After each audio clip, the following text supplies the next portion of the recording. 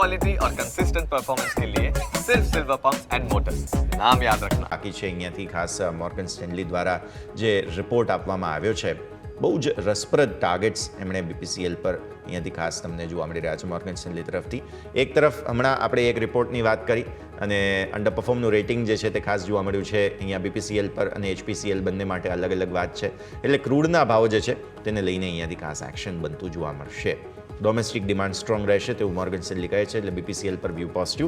આમ તો સર તમે પહેલાં ચર્ચા કરી લીધી છે, એટલે બીપીસીએલ પર આ પણ એક રિપોર્ટ છે, સો જસ્ટ એના માટે થઈને પણ આપણે ચાર્ટ ડિસ્કસ કરી લઈએ. કવન સર. યસ, બીપીસીએલમાં જનરલી ડિપેન્ડન્સી ક્રૂડ ઓઇલ પર રહેતી હોય છે. તો ક્રૂડ ઓઇલ આપ જો નીચે આવતું હોય ત્યારે બીપીસીએલમાં આપણને એક રિકવરી જોવા મળશે. રિસન્ટલી આપણે ક્રૂડમાં આપણે ઉછાળો જોવા મળ્યો હતો.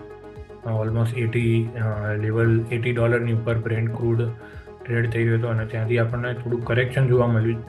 પરંતુ જો આ કરેક્શન ફર્ધર એક્સટેન્ડ થાય અને એક ફોલ આવે તો પછી બીપીસીએલના ચાર્ટ પણ એ રીતે રિવર્સ થઈ જશે.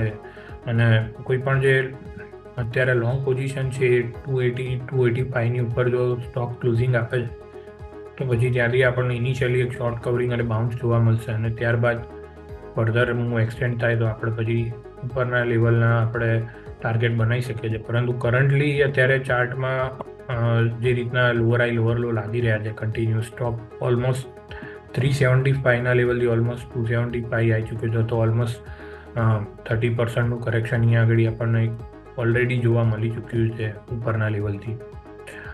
તો અહીંયા આગળ અત્યારે લોંગ બનાવવાની સલાહ નહીં રહે, કેમ કે આ બધા ક્રૂડના ડેરિવેટિવ છે, પ્લસ જે હવે કેપેક્સ છે એ ગવર્મેન્ટે ડાયરેક્ટ કંપનીઓને કર્યું છે, ઓલ માર્કેટિંગ કંપનીઓમાં. તો એચપીસીએલ ઓલમોસ્ટ ઘણું ડન થઈ ચૂક્યું છે.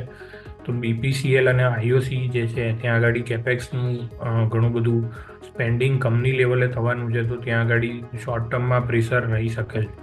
તો ઓઇલ માર્કેટિંગમાં કોઈ એક સ્ટોક સિલેક્ટ કરવો હોય તો મારી સલાહ રહેશે કે એચપીસીએલમાં આપણને કન્સિડર કરી શકાય. કોઈ પણ ક્રૂડમાં આપણને સારું એવું ઘટાડો જોવા મળે તો ત્યારે એચપીસીએલ કન્સિડર કરી શકાય છે રિલેટિવ ટુ આઈઓસી અને બીપીસીએલ. ઓકે, સો વ્યૂ આ પ્રમાણે અહીંયાથી ખાસ બીપીસીએલ પર